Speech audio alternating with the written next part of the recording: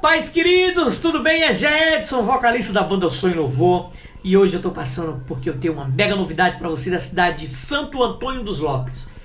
Dia 19 agora, 19 de outubro, na quadra municipal de eventos, tem banda Som e Louvor em Santo Antônio dos Lopes, no meu querido estado do Maranhão.